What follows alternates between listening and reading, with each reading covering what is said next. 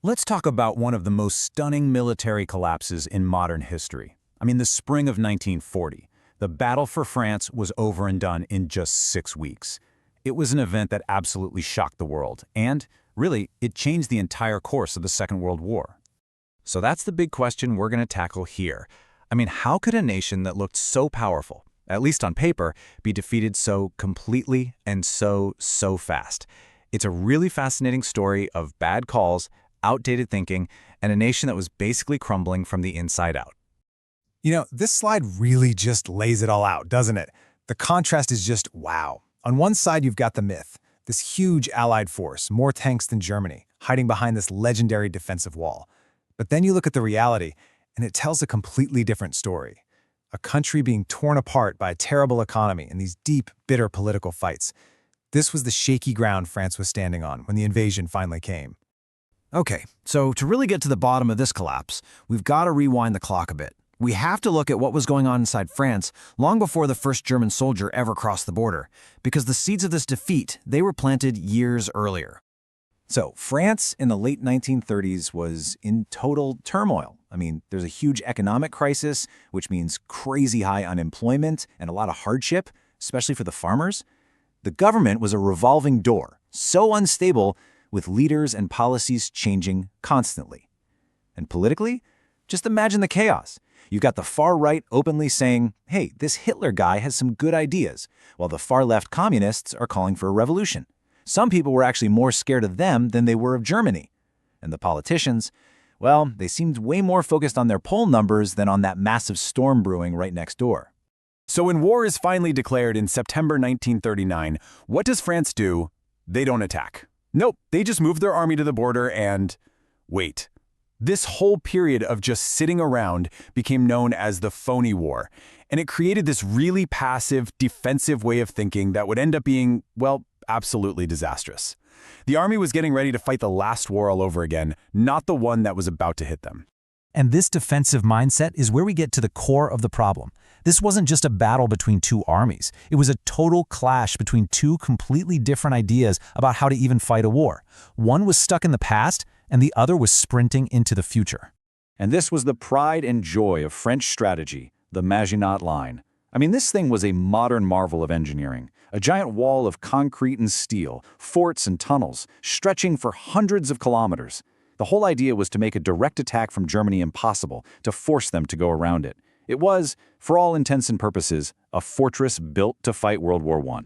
But here's the thing. The line itself wasn't really the problem. It was the Maginot mindset that came with it. The French high command was full of these old generals from World War I who were convinced that sitting back and defending was the way to win. They made a fatal mistake. They just assumed the dense Ardennes forest was totally impassable for tanks. They also pretty much ignored aviation, thinking it was just a minor support tool. And this is a big one. They took their tanks, which are actually better than the German ones, and just sprinkled them among the infantry instead of grouping them together for a powerful punch. Just a total waste of their biggest advantage. And then, you get one of those moments in history that's almost too wild to be true. Germany's first invasion plan, which was, a pretty standard attack through Belgium, kind of like in World War I, literally falls right into Allied hands when a plane carrying the plans crashes. This should have been a game-changing piece of luck for France, but instead, it just forced Germany to scrap the old plan and come up with something brand new, something much, much more brilliant. And this was it, General von Manstein's new plan, the sickle cut. It was so bold and so simple. Step 1. Use a decoy attack up north to trick the best French and British armies into charging into Belgium. Step 2. While they're busy with that, slam a huge force of tanks right through that supposedly impassable Ardennes forest. And Step 3. Race like hell to the coast, cutting off the entire Allied army from the rest of France. It was a massive gamble, and it was aimed right at the heart of that flawed Maginot mindset. All right, so now we get to the invasion itself. This is the moment when all that planning hits the real world, and the Sickle-Cut plan is unleashed with absolutely devastating results. Just look at how fast this all happened. The speed is just breathtaking. On May 10th, the decoy attack starts, and the Allies take the bait hook, line, and sinker. They move their best troops into Belgium, just like the Germans wanted. But only 2 days later, the main German force is already through the Ardennes.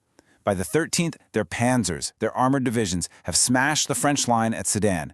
And by May 20th, just 10 days after it all started, German tanks are sitting on the coast of the English Channel. The trap had slammed shut. So the weak spot, the place where it all went wrong, was right there at Sedan.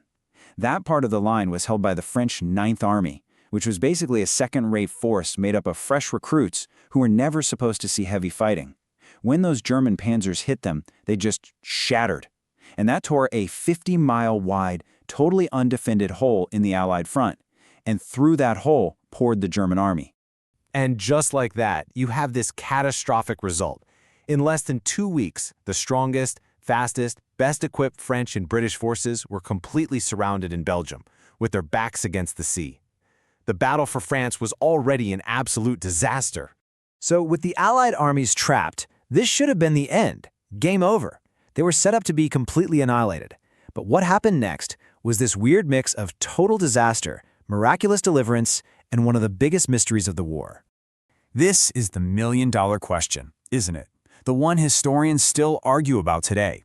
The German tanks are just miles from Dunkirk, ready to close the trap and finish the job. And then, an order comes directly from Hitler. Halt. The panzers just stopped. But why? Why on earth would they do that? Well, there's no easy answer, but here are the 4 main theories. Some think Hitler was just being cautious, that he was afraid of a counterattack on his supply lines, which were stretched pretty thin. Others think it was political, that he wanted to offer Britain a generous peace deal and didn't want to completely humiliate them by wiping out their army. A third, more practical idea is that the German troops and tanks were just plain exhausted and needed to refuel and resupply. And then there's the ego theory, that Hermann Göring, the head of the German Air Force, the Luftwaffe, convinced Hitler that his planes could do the job all by themselves because he wanted all the glory. Whatever the reason for that halt order, it opened up a tiny window of opportunity. An incredible fleet of over 900 ships, everything from warships to little civilian fishing boats, raced across the English Channel. And over 9 days, while being bombed constantly, they managed to pull off a miracle and rescue an astounding 340,000 soldiers. And you can see here, while about half were British, a huge number of French and Belgian troops were saved too. These were the guys who would form the core of the armies that would eventually come back to fight another day. But we have to be really clear about this. Dunkirk was not a victory. It was a miracle born from a total disaster. They saved the men, yes, but they left almost all of their equipment behind. An unbelievable amount of trucks, tanks, and guns were just abandoned on the beaches. It was a devastating loss of gear for the Allies. So, with its best armies gone, either evacuated from Dunkirk or captured, the fight for France itself entered its last grim chapter. You can just feel the desperation here. The French command scrambled to set up a new defensive line, but it was pretty much hopeless. The soldiers who were left, along with about 100,000 who came back from Britain, fought incredibly bravely, but they were just massively outnumbered and outgunned by this point. The Germans launched Plan Rot, their final push to take over the rest of the country, and there wasn't much anyone could do to stop them. The surrender terms signed on June 22nd were brutal. They basically carved France up. As this table shows, Germany would directly occupy the entire northern and western coast. The region of Alsace-Lorraine, which had been fought over for centuries, was just swallowed up by Germany. And in the southeast, a puppet government was set up in the town of Vichy to rule a so-called free zone. For all intents and purposes, the French Republic was gone. And this defeat literally split the nation in two. On one side, you had the official government in France, the Vichy regime, led by this old World War I hero, Philippe Pétain. They started collaborating, working with the Germans. But on the other side, broadcasting from London, you had this little-known general named Charles de Gaulle who refused to give up. He formed the Free French government to keep fighting alongside the British. And that was the real birth of the French resistance. So, that brings us right back to our original question. Was this all just a military screw-up, caused by bad strategy and old ideas? Or was it something bigger? Was it the total collapse of a nation that was already broken and hollowed out by division and crises long before the first German tank even showed up? That's really the question to think about.